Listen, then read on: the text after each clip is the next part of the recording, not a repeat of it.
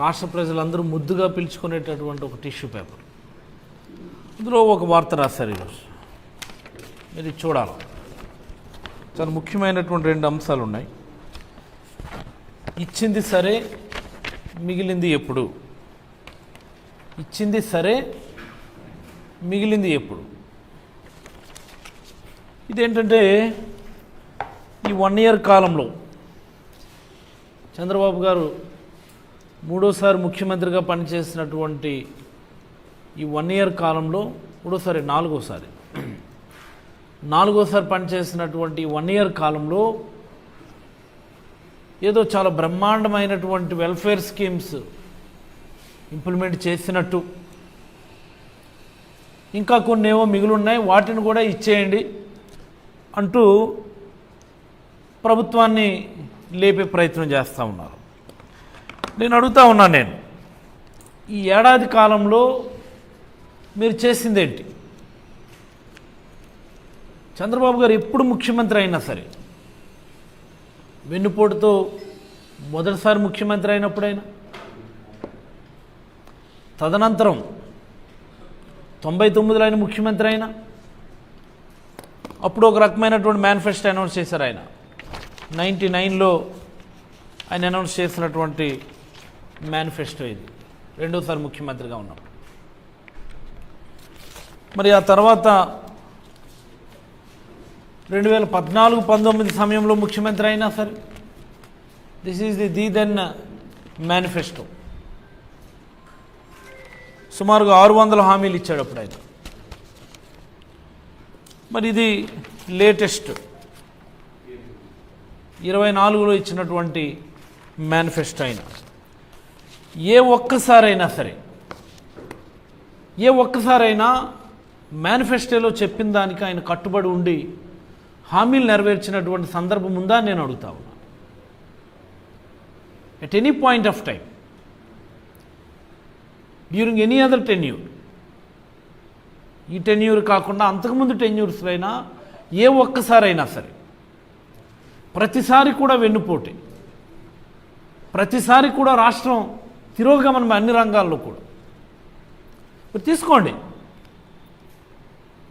ఈ ఏడాది కాలం గురించి ఒకసారి మనం మాట్లాడుకుంటే, మేజర్ ప్రామిసెస్ సూపర్ 6 హామీలు అన్నాడు ఆయన. Major promises. Apart from that మేనిఫెస్టోలో ఒక 143 హామీలు చెప్పాడు ఆయన. ఎన్ని హామీలు ఉన్నాయి నెరవేర్చాడు ఆయన? నాకు అర్థం కాదు. ఏమనంటే పెన్షన్లు పెంచిస్తున్నాము అంట. మీరు చెప్పింది ఏంటి పెన్షన్ల గురించి? మీరు పెన్షన్లకు సంబంధించి మీరు ఇచ్చిన హామీ ఏంటి? బీసీ, ఎస్సీ, ఎస్టీలకు 50 సంవత్సరాలకే పెన్షన్ ఇస్తానని చెప్పి ఆ రోజు మీరు హామీ ఇచ్చారు. ఇస్తున్నారా మీరు 50 సంవత్సరాలకు పెన్షన్లు? 50 సంవత్సరాలకు మీరు పెన్షన్లు ఇస్తే అదనంగా 20 లక్షల మంది పెన్షనర్స్ యాడ్ అవ్వాలి. అంటే జగన్మోహన్ రెడ్డి గారు ప్రభుత్వం దిగిపోయే సమయానికి ఉన్నటువంటి 65-66 లక్షల పెన్షనర్లకి అదనంగా 20 లక్షల పెన్షన్స్ యాడ్ అవ్వాలి. మీరు ఇచ్చినటువంటి హామీ ఇది. కానీ ఈ ఏడాది కాలంలోనే జగన్మోహన్ రెడ్డి గారు దిగిపోయే సమయానికి ఉన్నటువంటి పెన్షన్ల కంటే 4 లక్షల పెన్షన్లని తగ్గించి, ఆ 4 లక్షల పెన్షన్లు కట్ చేసిన తర్వాత ఏదైతే రిమైనింగ్ అమౌంట్ ఉందో దాన్ని మీరు అప్రోప్రియేట్ చేశారు దానికి. ఇది కాదా వాస్తవం? మీరు చాలా గొప్పగా మాట్లాడుతూ ఉంటారు, మేము పెన్షన్ 4,000 చేసాం, 4,000 చేసాం, 4,000 చేసాం. మీరు చెప్పారు ఇస్తానని మొదటి నెల నుంచి. 50 సంవత్సరాలకి ఇస్తానన్నారు. ఎప్పుడు ఇస్తారు మీరు 50 సంవత్సరాలకి పెన్షన్లు? మీరు అమలు చేసినటువంటి ఏకైక సూపర్ 6 హామీ అది. దానిలో కూడా కోతలు 4 లక్షల మందిని కట్ చేసి, ఇంకా కట్ చేస్తాము అని చెప్పి ముందస్తుగానే మీరు హింట్స్ ఇస్తూ ప్రతి ఫిజికల్ హ్యాండిక్యాప్డ్ ఇండివిజువల్ని కూడా హాస్పిటల్స్ పిలిపించి రాచి రంపాన్ని పెట్టేస్తున్నారు వాళ్ళకి. ఇదా గవర్నెన్స్ అంటే? ఫిజికల్లీ డిజేబుల్డ్ పర్సన్స్ని రాచి రంపాన్ని పెట్టేయడానిక మీకు అధికారం ఇచ్చింది? పెన్షన్లు ఇచ్చాం గొప్పగా చెప్తా ఉన్నారు. అండ్ మోస్ట్ ఇంపార్టెంట్లీ ఇప్పటికీ కూడా అనేక గ్రామాల్లో పెన్షన్లు ఇవ్వటానికి వృద్ధులందరూ కూడా గంటల తరబడి ఎండల్లో నిలబడి ఆ తెలుగుదేశం నాయకుల ఇళ్ళ దగ్గర పడిగాపులు కాస్తున్నటువంటి సందర్భం ఉంది. నేను అడుగుతా ఉన్నాను, పెన్షన్ అనేది ప్రభుత్వం వృద్ధులకు, వితంతువులకు, ఇతరత్ర అదర్ కేటగిరీస్కి వాళ్ళ జీవన భృతి కోసం ఇస్తున్నటువంటి దాన్ని హక్కుగా ఇవ్వాలి. వాళ్ళ యొక్క ఆత్మ గౌరవాన్ని కాపాడే విధంగా మనం ఇవ్వాలి. అంతే తప్ప మీరేమో అక్కడ చెప్తారు ఇంటికి వెళ్ళి ఇవ్వండి సచివాలయం ఎంప్లాయీస్ అని. కానీ గ్రౌండ్ లెవెల్లోనే ఇప్పటికీ కూడా గంటల తరబడి ఎండల్లో ముసలోళ్ళు నిలబడి కళ్ళు తిరిగి పడిపోయి సొమ్మసిల్లి పడిపోయినటువంటి సందర్భాలు అనేకం చూస్తూ ఉన్నాం. పేద వృద్ధుల ఆత్మాభిమానాన్ని దెబ్బతీసే విధంగా మీరు చేస్తున్నటువంటి ఈ పనులు ఖచ్చితంగా వాళ్ళ ఉసిరైతే మీకు తగులుతుందని ఈ సందర్భంగా నేనైతే అభిప్రాయపడతా ఉన్నాను. మరి పోతే రోజంతా మీరు ఈనాడు పేపరో లేకపోతే ఈనాడు టీవీనో, ఆంధ్రజ్యోతి టీవీనో, TV5 ఇంకోటి చూస్తే రాష్ట్రంలో జరుగుతున్నటువంటి ఈ దాడులు, రాష్ట్రంలో జరుగుతున్నటువంటి అకృత్యాలు, కక్ష సాధింపు చర్యలు, ఆస్తులను ధ్వంసం చేయటం, హత్యా ప్రయత్నాలు, మానభంగాలు, అత్యాచారాలు, ఏంటిది నాకు అర్థమవుతుంది. ఇంత దౌర్భాగ్యమైనటువంటి పరిస్థితి, ఇంత ఇన్సెక్యూర్ ఫీలింగ్ ఆంధ్రప్రదేశ్ రాష్ట్రంలో గతంలో ఎప్పుడైనా ఉందా నేను అడుగుతాను. ఎప్పుడో నేను చిన్నప్పుడు చదువుకునేవాడిని, బీహార్ లాంటి రాష్ట్రాలు ఇలాగ జరిగిందని అలాగ జరిగింది. ఇప్పుడు ఈవెన్ బీహార్లో కూడా అలాగలేదు. ఇప్పుడు ఆంధ్రప్రదేశ్ ఇప్పుడు అలా తయారైంది. ఎక్కడైనా ఓ డిసిప్లిన్ ఉన్నదా? ఎక్కడైనా ఒక రాజ్యాంగ వ్యవస్థ సక్రమంగా పనిచేస్తున్నటువంటి పరిస్థితి ఉన్నదా? మరి ముఖ్యంగా పోలీస్ వ్యవస్థ ఇంత నిర్లజ్జగా పనిచేసేటటువంటి పరిస్థితి ఎప్పుడైనా ఉన్నదా? అంటే మీరు మాకు దారి చూపిస్తున్నారు, జగన్మోహన్ రెడ్డి గారికి నేర్పిస్తున్నారు ఇవన్నీ కూడా. ఎలా కక్ష సాధించాలా, ఏ రకంగా వేధించాలా అన్నటువంటి అవకాశాలను మీరే ఇస్తూ ఉన్నారు. This is not the governance. ఎటుపోతున్నాం మనం? ఏం ప్రభుత్వం ఇది? ఏదైనా ఒక సంఘటన జరిగితే చాలు, ఏదైనా ఒక అంశాన్ని ప్రశ్నిస్తే చాలు, జగన్మోహన్ రెడ్డి గారు ఏదైనా ఒక అంశాన్ని టేకప్ చేసి ట్విట్టర్లోనో ఇంకో దానిలోనో ఒక చక్కనైనటువంటి డేటాతో ప్రశ్నిస్తే చాలు, వెంటనే దాన్ని డైవర్షన్ తీసుకుంటారు. డైవర్షన్ తీసుకొని ఎక్కడో ధరల్లో పలానోడు అరెస్టు, పలానోడు ఇంత తినేశాడు, పలానోడు ఇన్ని భూములు కొట్టేశాడు, ఎవడు తినేశాడు, ఎవడు కొట్టేశాడు. మీ ప్రభుత్వమే ఉంది కదా, ఎంక్వైరీలు చేసుకోండి. డైవర్షన్ పాలిటిక్స్ తప్ప మరొకటి లేదు అసలు. రాష్ట్రంలో ఎక్కడేం జరిగినా సరే వెంటనే దాన్ని వైఎస్ఆర్ కాంగ్రెస్ పార్టీకి ఆపాదించేటు.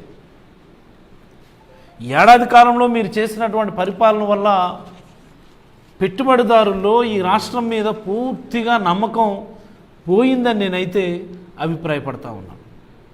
పెట్టుబడిదారుల మీద దాడులు చూసామంటే ఎక్కడైనా మనం ఇన్వెస్టర్స్ మీద దాడులు చూసామా? ఇన్వెస్టర్స్ని బెదిరించిన మనం ఎప్పుడైనా విన్నామా? పారిశ్రామికవేత్తల వెహికల్స్ని, లారీలని, లేకపోతే లాజిస్టిక్స్కి సంబంధించినటువంటి ఆ ఇష్యూస్లో ఎప్పుడైనా ఏ పొలిటికల్ పార్టీ అయినా, ఏ ప్రభుత్వం అయినా సరే ఇంటర్ఫీర్ అయినటువంటి సందర్భాలు మనం చూసామా? మనం ఏంటిది నాకు అర్థమవుతుంది. అదాని లాంటి ఇండస్ట్రియలిస్టులు కూడా బెదరగొట్టేశారు. లేక రాజశేఖర రెడ్డి గారు పుణ్యమా అని చెప్పి ఆ రోజు మన శ్రీకాకుళం జిల్లా ఎచ్చర్ల రణస్థలం దగ్గర పెట్టినటువంటి ఇండస్ట్రియల్ SEZలో ఒక బ్రూవరీ కంపెనీ ఉంది ఇక్కడ, యునైటెడ్ బ్రూవరీస్ అని. వచ్చి నెల రోజుల్లోనే వాళ్ళని బెదరగొట్టేశారండి. కేవలం వచ్చి పెట్టుబడులు పెడతారా శ్రీకాకుళం జిల్లాలో? మొన్నటికి మొన్న చూసాం మనం ఆ L&T వాళ్ళతోని కర్నూలు జిల్లాలోనూ అనంతపురంలో ఎక్కడో గొడవలు, అనేక సందర్భాలు. ఆ పోర్టులో పనులు చేస్తుంటే ఆ లారీల మీదకి, ఆ ట్రిప్పర్ల మీదకి వెళ్ళి మాకు వాటా ఇస్తారా లేదా, మాకు ట్రిప్కి ఇంత డబ్బులు ఇస్తారా లేదని చెప్పి గొడవలు. ఎలా వస్తారు పారిశ్రామికవేత్తలు? మీరేదో గొప్పగా చెప్పుకుంటున్నటువంటి ప్రతి ఆర్గనైజేషన్ కూడా ఇప్పుడు జగన్మోహన్ రెడ్డి గారి హయాంలో వచ్చింది. TCSనో ఎన్టీపీసీ గ్రీన్ హైడ్రోజన్ కంపెనీనో, రాయలసీమ జిల్లాలో వెలుస్తున్నటువంటి అనేకమైనటువంటి గ్రీన్ ఎనర్జీ ఆర్గనైజేషన్స్ ఇవన్నీ కూడా జగన్మోహన్ రెడ్డి గారి హయాంలో ఎంఓయూలు చేసుకొని ల్యాండ్ అలాట్మెంట్స్ చేసి మెటీరియలైజ్ అయిపోయినటువంటి వాటిని ఇప్పుడు మీరు మేము తెచ్చామని గొప్పలు చెప్పుకుంటారు తప్ప ఏ ఒక్కదానిలో కూడా మీ యొక్క సాధించినటువంటి సందర్భం లేదు. దానికి ఉదాహరణే మొన్న మీరు దావోస్ వెళ్ళి ఉత్త చేతులతో తిరిగి రావటం. ఇంత సిగ్గులేని పని, ఇంత సిగ్గులేని మంత్రి, ఇంత సిగ్గులేని ప్రభుత్వం దేశంలో ప్రపంచంలో ఎక్కడ ఉండదని నేనైతే అభిప్రాయపడతాను. దావోస్కి వెళ్ళి ఒక్క ఎంఓయూ చేయకుండా చేసుకోకుండా తిరిగి వచ్చినటువంటి ప్రతినిధులు ఎవరైనా ఉంటారా? I'm asking. మన పక్క రాష్ట్రం తెలంగాణ వాళ్ళు వెళ్ళి చక్కగా ఎంఓయూలు చేసుకొని వచ్చారు కదా.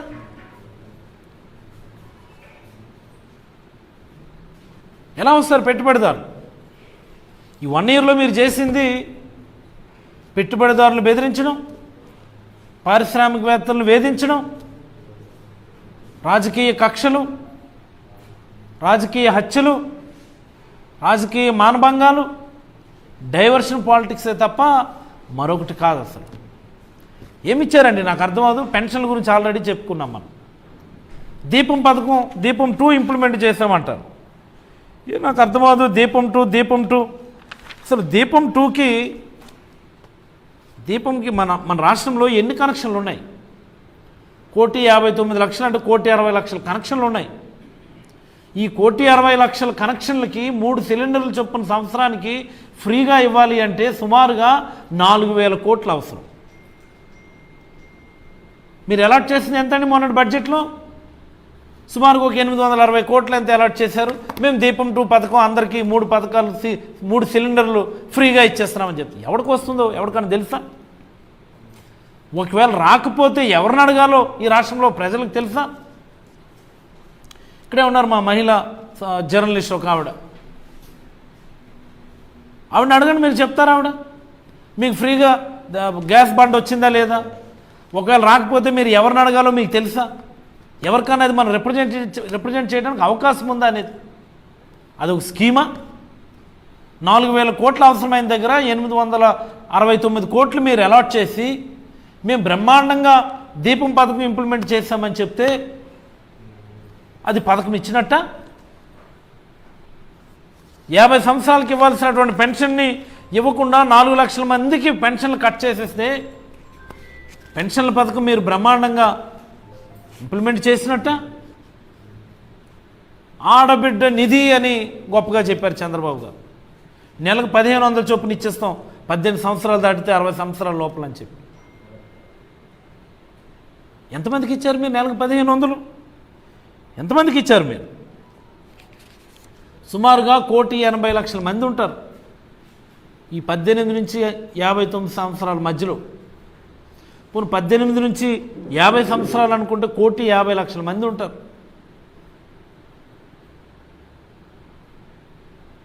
వీళ్ళకి ఒక సంవత్సరానికి 27,000 కోట్ల నుండి 32,000 కోట్లు అవసరం అవుతుంది. 1,50,00,000 మంది అంటే 27,000 కోట్లు, 1,80,00,000 మంది అంటే సుమారుగా 32,400 కోట్లు అవసరం అవుతుంది సంవత్సరానికి. ఎన్ని కోట్లు మీరు ఇచ్చారు ఆడబిడ్డ నిధి కింద? ఇది వెన్నుపోటు కాదా? ఇది మోసం కాదా? ఫ్రీ బస్ అన్నారు, ఇంతవరకు ఎవరికి ఇచ్చారు? యువగాలం అని చెప్పి ఇదేదో నారా లోకేష్ గారు బ్రెయిన్ చైల్డ్ అని, ఇదేదో ఒక పెద్ద పథకమని యువగలం అంట. ఇంతకుముందు 14-19 మధ్యలో కూడా ఇలాంటిది ఒక మాట చెప్పారు, యువ నేస్తం అన్నారు దాన్ని. ముఖ్యమంత్రి యువ నేస్తం అని. ఏంటో ముఖ్యమంత్రి యువ నేస్తం అంటే నిరుద్యోగులకు అప్పుడు 2,000 రూపాయలు నిరుద్యోగ భృతి ఇస్తానన్నారు, ఇవ్వలేదు. వెన్నుపోటు. అది వెన్నుపోటు 1, ఇది వెన్నుపోటు 2. యువ నేస్తం అంటే మళ్ళీ అది పాత అనుభవాలు గుర్తొస్తాయని చెప్పి ఈసారి పేరు మార్చి యువగలం అన్నారు. ఇది మరింత వెన్నుపోటు. ఇది 20 లక్షల మందికి ఉద్యోగాలు ఇస్తానన్నారు, ఇచ్చారా? ఎన్ని ఉద్యోగాలు ఇచ్చారు? నిరుద్యోగ భృతి ఇస్తానన్నారు 3,000 చొప్పున, ఇంప్లిమెంట్ చేస్తున్నారా? ఎవరికి వస్తుంది నిరుద్యోగ భృతి? ఇది వెన్నుపోటు కాదా? మేము వెన్నుపోటు దినం చేస్తేనేమో ఇంతకంటే బ్రహ్మాండంగా ఏ ప్రభుత్వం చేస్తుంది, మేము బ్రహ్మాండంగా అన్ని పథకాలు అన్ని సంక్షేమ పథకాలు అంటే ఏమి ఇచ్చారో చెప్పంటే ఒక్కడు చెప్పడు. ఈనాడు వారు మాత్రం ఎలివేషన్లు ఇచ్చింది సరే, మిగిలింది ఎప్పుడు ఏమిచ్చారండి? అండ్ మోస్ట్ ఇంపార్టెంట్లీ అత్యంత బాధాకరమైనటువంటి విషయం తల్లికి వందనం. అమ్మఒడి దాన్ని పేరు మార్చుకున్నారు తల్లికి వందనం అని. ఎంత పాపమండి! చదువుకునే పిల్లలు, చిన్న పిల్లలు మోసం చేసినటువంటి నాయకులు ఈ ప్రపంచంలో ఎవరు ఉండరు అసలు. ఆ రోజు మేము చెప్పాము అమ్మఒడి బడికి పంపిస్తే ప్రతి అమ్మ ఖాతాలో వేస్తామని. ఎస్, మేము చెప్పింది అది. ఈరోజు మీరు ప్రతి పిల్లోడికి ఇస్తానన్నారు. మీరు సుమారుగా 87 లక్షల మంది పిల్లకాయలు ఉన్నారు మన రాష్ట్రంలో చదువుకునే పిల్లలు. సంవత్సరానికి 15,000 చొప్పున ఎంతమంది పిల్లలకి వేశారు? ఎప్పుడు వేశారు? మరి 24, 25 ఎగ్గొట్టేస్తారా? ఇప్పుడు ఈ 1 ఇయర్ ఎగ్గొట్టేస్తారు. లాస్ట్ ఇయర్ ఎన్నికల సంవత్సరం కాబట్టి అప్పుడు కూడా అది కూడా ఎగ్గొట్టేస్తారు. అంటే మీకు ఇచ్చినటువంటి 5 ఏళ్లలో 2 ఏళ్ళు మీరు ఎగ్గొట్టేస్తారా? 3 ఏళ్ళు ఇవ్వగలిగే అవకాశం ఉంది మీకు, అంతే. అది ఇస్తారో లేదో తెలియదు, కానీ మీరు చేసినటువంటి పరిపాలన వల్ల ఇది రాష్ట్ర ప్రజలందరూ కూడా గమనించాలి. ఈ రాష్ట్రంలో బడికి పంపిస్తున్నటువంటి ప్రతి తల్లిదండ్రులు కూడా ఇది గమనించాలి. చంద్రబాబు గారికి ఇచ్చినటువంటి 5 ఏళ్లలో మొన్న జూన్లో డిపాజిట్ కావాల్సినటువంటి అమ్మఒడి డబ్బుల్ని ఆయన ఎగ్గొట్టేశారు. 24, 25కి సంబంధించి ఇప్పుడు ఏదో ఇస్తాము అని అంటున్నారు. ఎలా ఇస్తారు, ఎంతమందికి ఇస్తారు అన్నటువంటి వివరాలు ఇంకా మనకు తెలియదు. ఇంకా మరి ఇదే పందా కొనసాగితే చివరి సంవత్సరం, అది ఎన్నికల సంవత్సరం, అది చివరి సంవత్సరం అంటే దాన్ని కూడా ఆటోమేటిక్గా ఎగ్గొట్టేస్తారు. ఏం చేద్దంటే మళ్ళీ ఏప్రిల్, మేలో ఎన్నికలు అవుతాయి, జూన్లో ఫలితాలు వస్తాయి, కాబట్టి ఆ ఇయర్ కూడా ఎగ్గొట్టేసే పరిస్థితి. అంటే మీకు ఇచ్చినటువంటి 5 ఏళ్ల కాలానికి 2 ఏళ్ళు టెక్నికల్గా ఎగ్గొట్టేసి 3 ఏళ్ళు ఇవ్వగలిగేటటువంటి సమయాన్ని మీ చేతిలో ఉంచుకున్నారు. ఎలా ఇస్తారు, ఎంత ఇస్తారు అన్నటువంటి వివరాలు కూడా ఇప్పటి వరకు కూడా తెలియదు. మరొక 4 రోజుల్లో స్కూల్స్ రీఓపెనింగ్ అవుతూ ఉన్నాయి. మరొక 4 రోజుల్లో స్కూల్స్ రీఓపెనింగ్ అవుతూ ఉన్నాయి. ఇది పరిపాలన, ఇది మంచి ప్రభుత్వం. దీనికి ఏమో వీళ్ళు వెళ్ళి మళ్ళీ స్టిక్కర్లు అంటించడం. ఇంత సిగ్గుమాలిన ప్రభుత్వం, ఇంత చేతకాని ప్రభుత్వం గతంలో ఎప్పుడైనా ఉందా అంటే గతంలో కూడా చంద్రబాబు గారి హయాంలోనే ఉండేది అని ఈ సందర్భంగా రాష్ట్ర ప్రజలందరికీ నేనైతే మనవి చేయదలుచుకున్నాను. నేను రైతులండి, ఇదొకటి చాలా ముఖ్యమైనటువంటి అంశం. 1924 మధ్యలో చంద్రబాబు గారు ఆయన వచ్చిన అసెంబ్లీకి వచ్చిన ఒక 2-3 సంవత్సరాలు ప్రతిసారి ఓ మాట చెప్పేవారు. ఎవ్రీ ఇయర్ బడ్జెట్ సమయంలో ఆయన మాట్లాడేవాడు. ఆయన మీరు రైతు భరోసా కింద 12,500 ఇస్తానన్నారు, కేంద్ర ప్రభుత్వం ఇచ్చినటువంటి 4,000, 6,000 కల్పిస్తున్నారు, దానికి దీనికి మీరు లింక్ పెట్టొద్దు, కేంద్ర ప్రభుత్వం ఇచ్చే 4,000, 6,000 వాళ్ళని ఇవ్వమనండి, మీరు ఇస్తానన్న 12,500 మీరు వేరేగా ఇవ్వండి అని చెప్పి ఆయన డిమాండ్ చేసేవారు. ఆయన అసెంబ్లీలో మీరు తీసుకొని చూడండి ఒకసారి, వీడియోస్ ఉంటాయి యూట్యూబ్లో.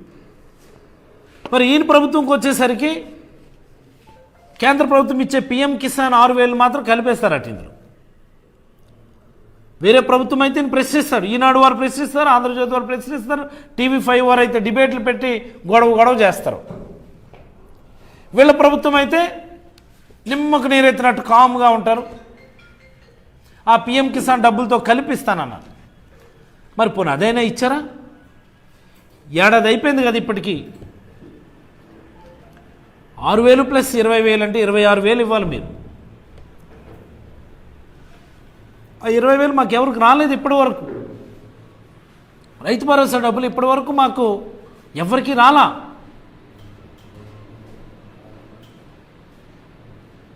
ఇప్పుడు దాన్ని కలిపిస్తే 14,000, అవి కూడా రాలా. ఎప్పుడు ఇస్తారు? అంటే ఈ ఇయర్ ఎగ్గొట్టేస్తారా? లాస్ట్ ఇయర్ కూడా ఇలాంటి టెక్నికల్ రీజన్స్ పెట్టి ఎగ్గొట్టేస్తారా? రాష్ట్ర ప్రజలందరూ గమనించాల్సినటువంటి అంశం ఇది.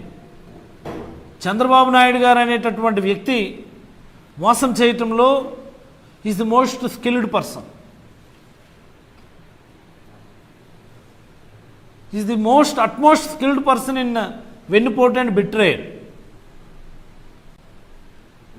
తనకున్నటువంటి 5 ఏళ్ల సమయంలో 2 ఏళ్ళు ఎలా ఎగ్గొట్టాలన్నటువంటి దాని మీద ఆయన చాలా క్లారిటీగా మొదటి సంవత్సరాన్ని ఎగ్గొట్టి, ఎన్నికల సంవత్సరం ఆటోమేటిక్గా అవి టెక్నికల్గా అన్నీ హోల్డ్లో పెట్టి కేవలం 3 ఏళ్ల కాలానికే ఏదైనా ఒక స్కీమ్ ఇంప్లిమెంట్ చేయడానికి ఒక రకమైనటువంటి ప్లాన్ చేసుకున్నారు. ఇది రాష్ట్ర ప్రజలందరూ కూడా గమనించాలి. మరి ఆ 3 ఏళ్ల కాలంలో కూడా ఎవరికి ఇస్తారు, ఎలా ఇస్తారు, ఎందుకు ఇస్తారు, ఒకవేళ రాకపోతే ఎవరిని అడగాలి? మొన్న మత్స్యకార భరోసా వేశారు, చాలామందికి ఇప్పటికీ డిపాజిట్ అవ్వలేదు. ఇది మోస్ట్ ఇంపార్టెంట్ థింగ్. అంటే ఒక స్కీమ్ ఇంప్లిమెంట్ చేసిన తర్వాత దానికి సంబంధించిన ఫీడ్బ్యాక్ మరి ప్రభుత్వం తీసుకుంటుందో లేదో తెలియదు, కానీ అనేక మందికి రకరకాల టెక్నికల్ కారణాల వల్ల డబ్బులు పడలేదు. ఎన్పిసిఐ జరగలేదని, ఆధార్ లింకేజ్ అవ్వలేదని, ఈకేవైసీ అవ్వలేదని, రకరకాల కారణాల వల్ల ఇంచుమించుగా ఒక 30-40 మెంబర్స్కి ఇప్పటికీ డిపాజిట్ అవ్వలేదు. దీనిపైన కూడా ప్రభుత్వం స్పందించాలి. మరి వాటన్నిటి కరెక్ట్ చేసి డబ్బులు వేస్తామని గాను, లెఫ్ట్ ఓవర్ని మళ్ళీ వేస్తామని గాను, లేకపోతే ఎవరికైనా పడకపోతే నెక్స్ట్ టైం వేసి ఎప్పుడైనా కలిపేస్తామని గాను, ఏ రకమైనటువంటి కూడా దానిపైన ఎలాంటి స్టేట్మెంట్ లేదు ఈ ప్రభుత్వం నుంచి. సేమ్ అది కూడా ఎలాంటి దీపం పథకంలా, గ్యాస్ బండ్ల పథకంలాగా చేశారు. పడితే పడినట్టు, లేకపోతే లేనట్టు. మనం అడగడానికి లేదు, ఎవరిని అడగాలో తెలియదు, ఎవరిని అడిగితే ఇది మా పరిధిలో లేదు అని చెప్పేస్తూ ఉన్నారు. ఇలాగే అమ్మఒడి, అన్నదాత సుఖీభవ చేసేస్తారన్నటువంటిది నా అనుమానం. సచివాలయ వ్యవస్థను సక్రమంగా ఉపయోగించుకోవడం చేత కావడం లేదు. 2000 పాపులేషన్ పెట్టినటువంటి ఒక బ్రహ్మాండమైనటువంటి అడ్మినిస్ట్రేటివ్ సిస్టమ్ని దాన్ని ఉపయోగించుకోకుండా దాన్ని సర్వనాశనం చేసేసి, ముక్కలు చేసేసి, ఎవడు ఏ పని చేయాలో తెలియక వాళ్ళ జాబ్ చాట్లు అన్నిటిని ఇష్టానుసారం మార్చేసి, ఇష్టానుసారం ఇటు నుంచి అటు నుంచి ఇటు విసిరేసి, చిందర వందర చేసి ప్రజల్ని అలాగ గాల్లో నిలబెట్టినటువంటి దౌర్భాగ్యం ఈరోజు మనం చూస్తూ ఉన్నాం. ఈ 1 ఇయర్ కాలంలో మనం చూసిందంతా కూడా బిట్రేయల్, వెన్నుపోటు తప్ప మరొకటి లేదని నేను ఈ సందర్భంగా అభిప్రాయపడుతూ, మరి జగన్మోహన్ రెడ్డి గారి పరిపాలన మనం ఒకసారి పరిశీలిస్తే 19లో ముఖ్యమంత్రి అయ్యారు. జగన్మోహన్ రెడ్డి గారు ముఖ్యమంత్రిగా ప్రమాణ స్వీకారం చేసిన రోజు ఈనాడులో వచ్చినటువంటి వార్త మీకు అందరికీ చెప్పాలి. 2019 మే 30వ తేదీ జగన్మోహన్ రెడ్డి గారు ప్రమాణ స్వీకారం చేసిన రోజు. మే 31, 1 తర్వాత జూన్ 1న జీతాలు వేయాలి. మనం 30వ తేదీ ప్రమాణ స్వీకారం చేస్తున్న రోజు ఈనాడులో ప్రచురితమైనటువంటి వార్త, the then finance minister Yanamala Ramakrishna గారి స్టేట్మెంట్, ఖజానాలో డబ్బులు లేవు, కేవలం 100 కోట్లు మాత్రమే ఉన్నాయి, చేయగలిగేంత అప్పులన్నీ మేమే చేసాము, మరి రాష్ట్రానికి అప్పులు ఇచ్చేవాళ్ళు ఎవరు లేరు, వీళ్ళు జీతాలు ఎలా ఇస్తారు అన్నటువంటి స్టేట్మెంట్తో మొదలైంది మా పరిపాలన. మే 30, 2019. అలాంటి పరిస్థితిలో కూడా జూన్ 1వ తేదీకే జీతాలు ఇచ్చి పెన్షన్లు ఇచ్చినటువంటి ఘనత జగన్మోహన్ రెడ్డి గారు. ఆయన మొదటి సంవత్సరంలోనే 19-20 మధ్యలో మేము ఇంప్లిమెంట్ చేసినటువంటి పథకాలు మీకు ఒకసారి చెప్పాలి. మేము ఇచ్చిన నవరత్నాల పథకాలన్నింటినీ కూడా మొదటి సంవత్సరంలోనే మేము ఇంప్లిమెంట్ చేస్తాం. వైఎస్ఆర్ వాహన మిత్ర ఆటో డ్రైవర్లు, ట్రక్ డ్రైవర్లకి 10,000 చొప్పున, వైఎస్ఆర్ రైతు భరోసా 12,500 కాకుండా, మేము చెప్పిన 12,500 కాకుండా 13,500, 4 సంవత్సరాలు ఇస్తామన్న 4 సంవత్సరాలు కాకుండా 5 సంవత్సరాలకి ఇస్తామని చెప్పి మొదటి సంవత్సరంలో ఇంప్లిమెంట్ చేస్తాం. పెంచినటువంటి పెన్షన్, ఇచ్చినటువంటి మాట ప్రకారం పెంచినటువంటి పెన్షన్లు, వైఎస్ఆర్ 0 వడ్డీ, లా నేస్తం, వైఎస్ఆర్ నేతన్న నేస్తం, అమ్మ ఒడి, వైఎస్ఆర్ ఆరోగ్యశ్రీ, ఆరోగ్య ఆసరా, వైఎస్ఆర్ కంటి వెలుగు, జగనన్న వసతి దీవెన, జగనన్న విద్యా దీవెన, విదేశీ విద్యా దీవెన, జగనన్న చేదోడు, కాపు నేస్తం, మత్స్యకార భరోసా, వీటన్నిటినీ కూడా మొదటి సంవత్సరంలోనే మేమైతే ఇంప్లిమెంట్ చేయగలిగాం. మేము అన్నిటినీ కూడా మొదటి సంవత్సరంలో. మరి మీరెందుకు చేయలేకపోతున్నారు? మొదటి సంవత్సరంలో లబ్ధిదారుల సంఖ్య మనం ఒకసారి చూసుకుంటే సుమారుగా 3,54,00,000 పైబడి లబ్ధిదారులకి, 3,54,77,428 మంది లబ్ధిదారులకి, 3.5 కోట్ల పైబడి లబ్ధిదారులకి మొదటి సంవత్సరంలోనే 36,361 కోట్ల రూపాయలు నేరుగా లబ్ధి చేకూర్చామన్నమాట. ఇందులో అత్యధికంగా బీసీలే ఉన్నారు, 1,76,00,000 మంది. తర్వాత ఎస్సీలు ఒక 62 లక్షల మంది ఉన్నారు, ఎస్టీలు 18.5 లక్షల మంది ఉన్నారు, మైనారిటీలో 18.5 లక్షల మంది ఉన్నారు, రెస్ట్ ఆఫ్ ఇతరులు ఒక 76 లక్షల వరకు ఉన్నారు. లబ్ధిదారులుగా బెనిఫిషరీస్ డేటా ప్రతి ఒక్కరి ఆధార్ కార్డుతో సహా మేము ఇవ్వగలం. మేము ఈరోజు ఈ 3,54,00,000 పైబడి లబ్ధిదారుల యొక్క ప్రతి ఒక్కరు ఆధార్ కార్డుతో సహా మేము పబ్లిష్ చేయగలం. ఇదిగో పలానోడికి ఇచ్చాం, ఎంత ఇచ్చాం, ఈ ఫ్యామిలీకి ఈ సంవత్సరంలో ఎంత ఇచ్చామని మేము ఆధార్ కార్డు ఇంటి నెంబర్తో సహా మేము చెప్పగలం. మీరు కనీసం మీరు ఇంప్లిమెంట్ చేసిన గ్యాస్ బండ్ల పథకం ఎంతమందికి ఇచ్చారో చెప్పలేనటువంటి దౌర్భాగ్యం ఇది. మీరు గొప్పగా ఇంప్లిమెంట్ చేస్తున్నారనుకున్నటువంటి గ్యాస్ బండ్ల పథకంలోనే ఎంతమందికి ఇచ్చారో చెప్పలేనటువంటి దౌర్భాగ్యం మీదైతే ఈ 3.5 కోట్ల మంది పైబడి ప్రతి ఒక్కరి ఆధార్ కార్డు కూడా చెప్పగలిగేటటువంటి క్యాపబిలిటీ జగన్మోహన్ రెడ్డి గారిదని ఈ సందర్భంగా మీకు అందరికీ మనం చేస్తా ఉన్నాం. ఇక్కడ మనం ఒక మాట మాట్లాడుకోవాలి. చాలామంది గ్రామాలు ఏంటి ఈ పేపర్లో రాసేయటం వల్ల, ఈనాడులోనూ ఆంధ్రజ్యోతిలో ఇష్టానుసారం రాసేయటం వల్ల జగన్మోహన్ రెడ్డి గారు సంక్షేమ పథకాలు ఇంప్లిమెంట్ చేశారు, అభివృద్ధి ఏం జరగలేదు అనేక సార్లు ఇదే మాట రాస్తుంటారు. ఇది అత్యంత బాధాకరమైనటువంటి విషయం.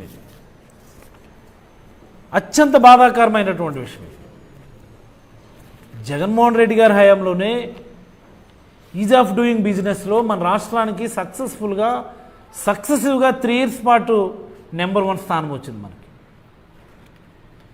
జగన్మోహన్ రెడ్డి గారి హయాంలోనే per year investments realised investments 23-24లో ఒక ఇయర్లోనే సుమారుగా 46,000 కోట్లు ఒక్క మన ఆంధ్రప్రదేశ్ అంటే ఇది దేశంలో వచ్చినటువంటి టోటల్ ఇన్వెస్ట్మెంట్స్లో 22%. ఇది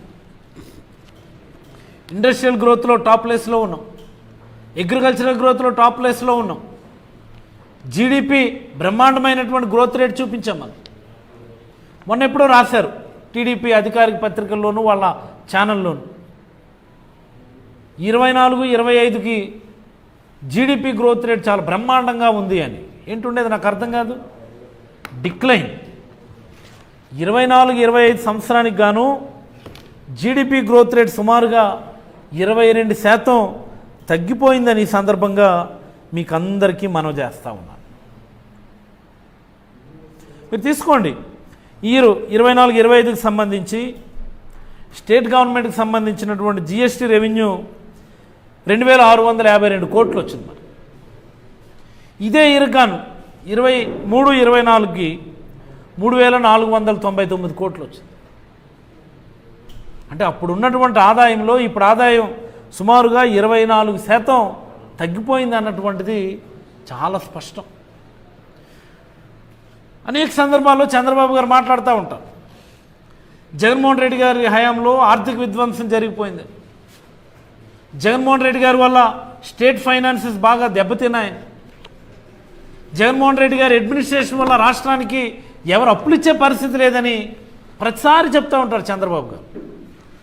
నేను అడుగుతా ఉన్నాను, చంద్రబాబు గారు అసెంబ్లీ సాక్షిగా మీరు చెప్పినటువంటి మాటలు 3.3 లక్షల కోట్లు జగన్మోహన్ రెడ్డి గారు 5 ఏళ్లకు కలిపి అప్పులు చేశారని మీరు చెప్పినటువంటి మాటే. దానికి పాత అప్పులు కలిపితే అప్పుడు ఉన్నటువంటి 2.4 lakhs 2.5 lakhs అప్పులు కలిపితే సుమారుగా 5.7 లక్షల కోట్లు మన రాష్ట్రానికి ఉన్నటువంటి అప్పులు. ఇది మీరు బడ్జెట్ సమావేశాల్లో అధికారికంగా అసెంబ్లీ సమావేశంలో మీరు చెప్పింది. కానీ 1 year కాలంలో మీరు చేసిన అప్పులన్నీ 1,50,000 కోట్ల పైబడి అప్పులు తెచ్చారు కదా ఈ 1 yearలో. జగన్మోహన్ రెడ్డి గారు నిజంగా ఆర్థిక విధ్వంసం చేస్తుంటే ఇన్ని అప్పులు ఈ రాష్ట్రానికి ఎలా వచ్చాయి? జగన్మోహన్ రెడ్డి గారి హయాంలో ఫైనాన్షియల్ డిసిప్లిన్ లేకపోతే రాష్ట్రం యొక్క ఫైనాన్షియల్ క్యాపబిలిటీ, ఫైనాన్షియల్ స్టేచరు దిగజారిపోతే ఒక 1 yearలోనే 1,50,000 కోట్లు మీకు ఎలా వచ్చాయి అప్పులు? ఇది ఆంధ్రప్రదేశ్ చరిత్రలోనే ఒక 1 yearలో అత్యధికంగా అప్పులు చేసినటువంటి ఇయర్ ఇది కాదా అని నేను అడుగుతా ఉన్నా. గతంలో 1 yearలోనే 1,50,000 కోట్లు అప్పులు చేసినటువంటి పరిస్థితి చరిత్ర గతంలో ఎప్పుడైనా మనకు ఉందా అని నేను అడుగుతా ఉన్నాను. ఇప్పుడు ఇన్ని అప్పులు చేసి మీరు ఏం చేశారు? ఒక వెల్ఫేర్ స్కీమ్ మీరు ఇంప్లిమెంట్ చేసుకోగలిగారా? మీరు చెప్పిన సూపర్ 6 హామీల్లో మీరు ఇంప్లిమెంట్ చేసిన పెన్షన్లైనా మీరు చెప్పినట్టుగా ఇంప్లిమెంట్ చేస్తున్నారా అని నేను అడుగుతా ఉన్నా. ఒక్కటంటే ఒక సూపర్ 6 హామీ ఇంప్లిమెంట్ చేయలేదు, కానీ 1,50,000 కోట్ల అప్పులు మాత్రం రాష్ట్ర ప్రజల నెత్తిని మీరు మోపారని నేనైతే ఈ సందర్భంగా రాష్ట్ర ప్రజలందరికీ తెలియజేయదలుచుకున్నాను. అభివృద్ధి అభివృద్ధి అభివృద్ధి అంటూ ఉంటాడు చంద్రబాబు నాయుడు గారు. ఈరోజు ఈనాడులో రాశారు ఒక మాట, దీని గురించి మనం 2 నిమిషాలు మాట్లాడుకోవాలి. రాష్ట్ర పురోగతిలో కీలకం విశాఖ రీజియన్. విశాఖ రీజియన్ రాష్ట్ర పురోగతిలో కీలకం అని చెప్పి ఒక వార్త రాశారు. ఏంటి దీనికి సంబంధించినటువంటి సారాంశం? మూలపేట నుంచి కాకినాడ వరకు దీన్ని ఒక ఎకనామిక్ కారిడార్గా డెవలప్ చేస్తారట. ఒక ఇండస్ట్రియల్ కారిడార్గా మూలపేట నుంచి కాకినాడకి డెవలప్ చేస్తారట. దీనికేవో రకరకాల ప్రతిపాదనలు వీళ్ళు చెప్పినారు. అసలు ఈ మూలపేట నుంచి కాకినాడ అని మాట్లాడుకునే ముందు మూలపేట అన్నటువంటిది ఒక చర్చలోకి వచ్చిందంటే ఎవరి వల్ల? మీరు అంటుంటారు కదా ఎప్పుడు ఆంధ్రప్రదేశ్ సన్ రైజ్ స్టేట్. ఈ సన్ రైజ్ స్టేట్కి మీరు చేసింది ఏంటి? జగన్మోహన్ రెడ్డి గారి దయ వల్ల ఈరోజు మూలపేట పోర్ట్ అక్కడ ఇంప్లిమెంట్ అయిందే తప్ప మీ వల్ల కాదు అని ఈ సందర్భంగా నేనైతే మీకు తెలియజేయదలుచుకున్నాను. మూలపేట నుంచి కాకినాడ వరకు ఉన్నటువంటి పోర్టులు మనం ఒకసారి లెక్కేద్దాం. మనం మూలపేట పోర్టు జగన్మోహన్ రెడ్డి గారు కట్టిస్తున్నది. వైజాగ్లో ఉన్నటువంటి పోర్టు వైజాగ్ పోర్ట్ ట్రస్ట్, అది మన స్టేట్ గవర్నమెంట్ ప్రాపర్టీ కాదు, అది భారతదేశ ప్రాపర్టీ, దేశం యొక్క ప్రాపర్టీ. ఎప్పుడో గతంలో గవర్నమెంట్ ఆఫ్ ఇండియా కట్టినటువంటి పోర్ట్. గంగవరం పోర్ట్ ఉంది, ఎవరి హయాంలో అది కట్టారు? అది రాజశేఖర రెడ్డి గారి హయాంలో కట్టింది. రాజశేఖర రెడ్డి గారి హయాంలో వైజాగ్ పోర్ట్ బాగా బిజీ అయిపోతుంది, ఇంకో పోర్ట్ ఇక్కడ అవసరం అని చెప్పి అక్కడ గంగవరం పోర్ట్ ఒక ప్రైవేట్ పోర్ట్ కట్టించడానికి అవసరమైనటువంటి అన్ని ఏర్పాట్లు చేసి ఆయన హయాంలోనే శంకుస్థాపన, ఆయన హయాంలోనే ప్రారంభం జరిగింది. మరి కాకినాడ పోర్టు తీసుకుందాం. కాకినాడలో ఉన్నటువంటి ఇప్పుడున్న కాకినాడ పోర్టులోనే 2 పోర్టులు చెప్తాం మనం. డీప్ వాటర్ పోర్ట్ ఒకటి, కాకినాడ పోర్టు అదొకటి. అవేవి కూడా చంద్రబాబు గారి హయాంలో కట్టినవి కాదు కదా. Kakinada deep water port Rajasekhara Reddy గారి హయాంలో కట్టింది. మరి ఇప్పుడు ఎస్సీజెడ్ పోర్ట్ కొత్తగా కడుతున్నారు అరవిందో, ఒక ప్రైవేట్ ఎస్సీజెడ్ పోర్ట్ కాకినాడ దగ్గర. మరి అదెవరు ఇచ్చారు? ల్యాండ్ ఎక్విజిషన్ ఎవరు చేశారు? మంజూరు ఎవరు చేశారు? అనుమతులు ఎవరు ఇచ్చారు? ఆ రోజు రాజశేఖర రెడ్డి గారు ఎస్సీజెడ్కి సంబంధించి ల్యాండ్ ఎక్విజిషన్ చేస్తే మళ్ళీ జగన్మోహన్ రెడ్డి గారు అక్కడ పోర్టుకు సంబంధించినటువంటి అనుమతులన్నీ కూడా ఇచ్చి ఇప్పుడు అక్కడ ఒక పోర్టు కట్టించే ఏర్పాట్లు చేస్తూ ఉన్నారు. మీరు చెప్పినటువంటి ఈ విశాఖ రీజియన్ మూలపేట నుంచి కాకినాడ వరకు ఉన్నటువంటి ఎవ్రీ ఆర్గనైజేషన్, ఎవ్రీ గ్రోత్కి సంబంధించినటువంటి గ్రోత్ ఇంజిన్స్ రాజశేఖర రెడ్డి గారి హయాంలో కొన్ని ఇంప్లిమెంట్ అవుతే జగన్మోహన్ రెడ్డి గారి హయాంలో రెస్ట్ ఆఫ్ ది ఆర్గనైజేషన్స్ అన్నీ కూడా అక్కడ పెట్టినటువంటి ఈ సందర్భంగా రాష్ట్ర ప్రజలందరికీ నేను మనవి చేయదలుచుకున్నాను. when there is no Moolapet port, there is no question of discussion. Bhogapuram airport మీరు అనుకున్నారే తప్ప దాన్ని మీరు చేయలేకపోయారు కదా, జగన్మోహన్ రెడ్డి గారు చేశారు. వైజాగ్లో ఉన్నటువంటి SEZ, industrial SEZ Rajasekhara Reddy గారు పెట్టింది. శ్రీకాకుళం జిల్లాలో ఉన్నటువంటి ఎస్సీజెడ్ రాజశేఖర రెడ్డి గారి హయాంలో పెట్టింది. బల్క్ డ్రగ్ పార్క్ వైజాగ్లో నక్పల్లి దగ్గర మేము తెచ్చాము. అది జగన్మోహన్ రెడ్డి గారు ప్రెస్టీజ్గా తెప్పించారు. అది ఈ దేశంలో ఉన్న 26 రాష్ట్రాలు పోటీ పడితే ఆంధ్రప్రదేశ్ రాష్ట్రానికి ఆ బల్క్ డ్రగ్ పార్క్ వచ్చింది. అది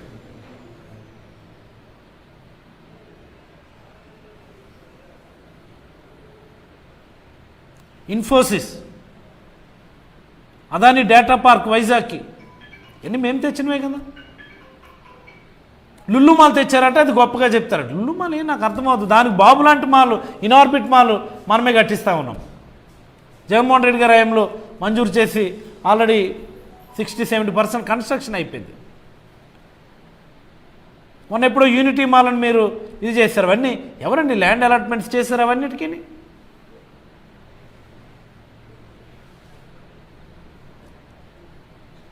అసలు చాలా ఆశ్చర్యం అనిపిస్తుంది. అసలు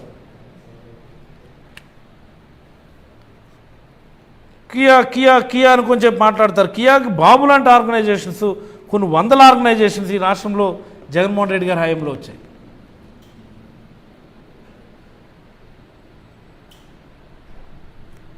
ప్రతి పార్లమెంటుకు మెడికల్ కాలేజ్ ఇచ్చిన ఘనత. 17 మెడికల్ కాలేజీలు ఇచ్చాం మనం. చంద్రబాబు గారి 14.5 ఏళ్ళ ముఖ్యమంత్రి కాలం, ఈ 1 ఇయర్ కలిపితే 15.5 ఏళ్ళ ముఖ్యమంత్రి కాలంలో ఒక్కటంటే ఒక్క ప్రభుత్వ మెడికల్ కాలేజ్ ఆయన తెచ్చుకోలేకపోతే రాజశేఖర రెడ్డి గారి హయాంలో కొన్ని రిమ్స్ పేరిట శ్రీకాకుళం, ఒంగోలు, కడప, తెలంగాణలో ఒకటి, మహబూబ్ నగర్ అయితే జగన్మోహన్ రెడ్డి గారు మిగతా అన్నిటికి కూడా మెడికల్ కాలేజీలు ఇచ్చిన. అన్ని స్కూల్స్ నాడు నేడు కింద అభివృద్ధి చేసింది మనం. అన్ని హాస్పిటల్స్ నాడు నేడు కింద అభివృద్ధి చేసింది మనం. ప్రతి గ్రామంలో సచివాలయము, Rythu Bharosa Kendram, health centre, milk collection centres కట్టించింది మనం. ఇవన్నీ మరి అభివృద్ధిలో భాగం కాదా?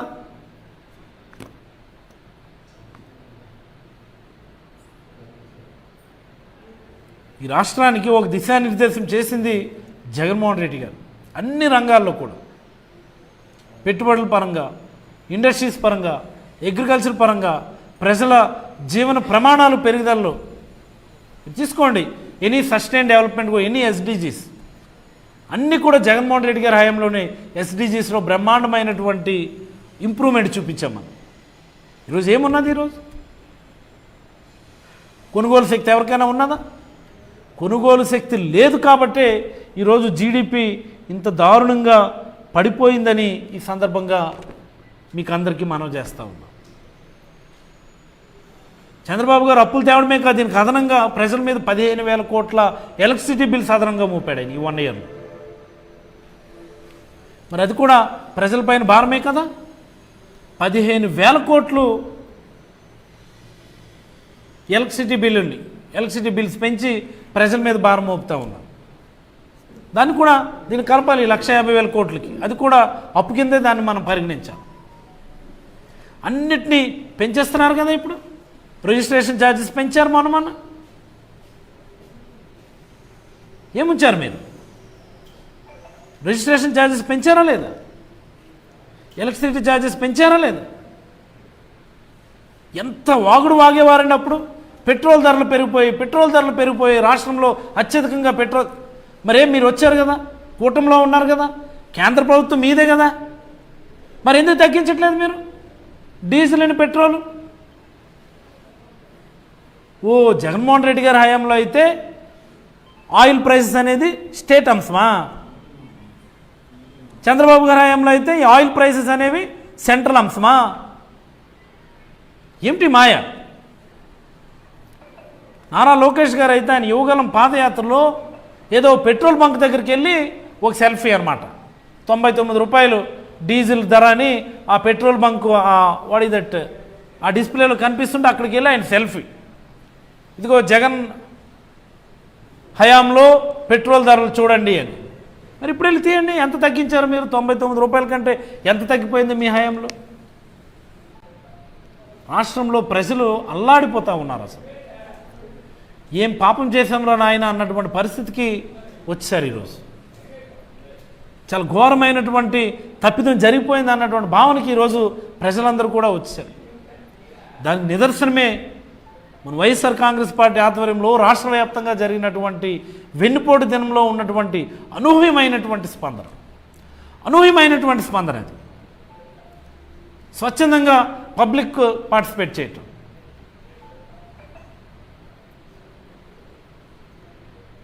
కౌంట్ డౌన్ మొదలైపోయింది చంద్రబాబు గారి ప్రభుత్వానికి.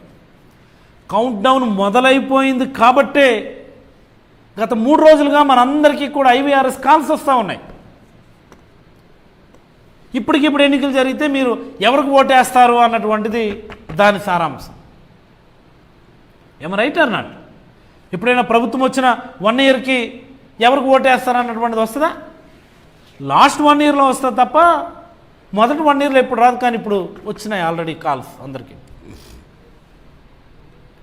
సర్వేలు ఆల్రెడీ అన్నీ చెప్పేస్తున్నాయి, అయిపోయింది పని అయిపోయింది అని చెప్పి. ప్రజలందరికీ మేము ఒకటి చెప్పదలుచుకున్నాం.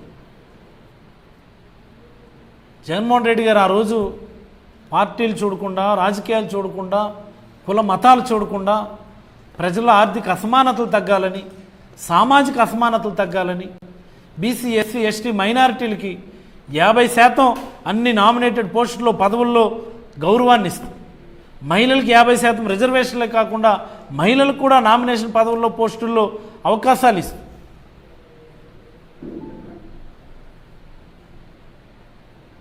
సామాజిక సమన్యాయం చేస్తే ఈరోజు ఈ ప్రభుత్వం వచ్చి ఏ చట్టం ఇంప్లిమెంట్ చేయట్లా. ఈ మహిళా కోట 50% ఇంప్లిమెంట్ అవుతుందా? మొన్న ఇచ్చారు ఈ చైర్మన్ పోస్టులు, ఇంకోటి 50% ఇంప్లిమెంట్ అవుతుందా? బీసీ ఎస్సీ ఎస్టీ మైనారిటీలకి 50% ఇవ్వాలి, అందులో ఇస్తున్నారు. అందులో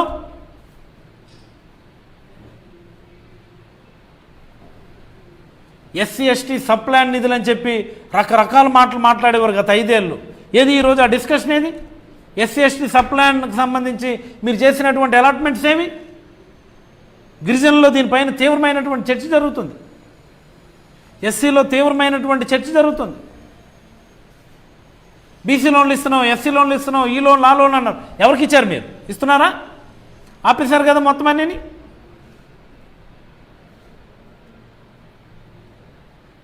రాష్ట్ర ప్రజలకి గమనించమని కోరుతా ఉన్నాం. ముఖ్యంగా విద్యావంతులు, మేధావులు, యువకులు చంద్రబాబు గారిని ఎన్నిసార్లు మీరు గెలిపించినా వెన్నుపోటు పొడవడమే ఆయన నైజం తప్ప మరొకటి కాదు అని మాట మీద నిలబడే వ్యక్తి, అన్ని వర్గాల ప్రజలను గౌరవించే వ్యక్తి కేవలం జగన్మోహన్ రెడ్డి గారని ఈ సందర్భంగా మరొకమారు రాష్ట్ర ప్రజలందరికీ ఈ ప్రభుత్వ 1 ఇయర్ వైఫల్యాల సందర్భంగా మీకు అందరికీ మనవి చేస్తూ సెలవు తీసుకుంటాం. Any questions, any feedback?